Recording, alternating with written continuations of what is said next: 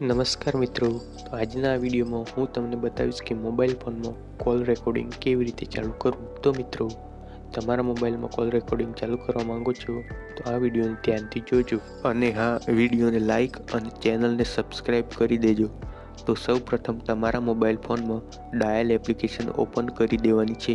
Dial એપને open કરશો એટલે તમારી સામે આવું પેજ આવશે. તો અહીંયા તમારે સેટિંગનું આઇકોન જોવા મળશે, તો તમારે એના ઉપર ક્લિક કરી દેવાનું છે. અને અમુક મોબાઈલ ફોનમાં 3 ટપકાવાળો આઇકોન હશે.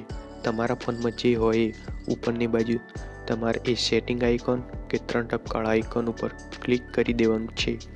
સેટિંગ આઇકોન પર ક્લિક કરશો એટલે આગળ ઘણા બધા ઓપ્શન આવશે. તો તમારે તેમાં કોલ રેકોર્ડિંગ એવું ઓપ્શન જોવા મળશે. તો તમારે હવે એ કોલ રેકોર્ડિંગ ઉપર ક્લિક કરી દેવાનું છે.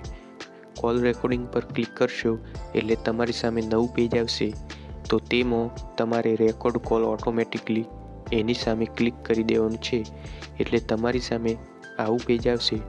તેમાં તમે સ્ટાર્ટ ઉપર ક્લિક કરશો એટલે તમારા ફોનમાં કોલ રેકોર્ડિંગ ચાલુ થઈ જશે. તો હવે તમે કોઈને ફોન કરશો કે તમારા મોબાઈલમાં કોઈનો ફોન આવશે તો ઓટોમેટિકલી કોલ રેકોર્ડ થવાનું ચાલુ થઈ જશે.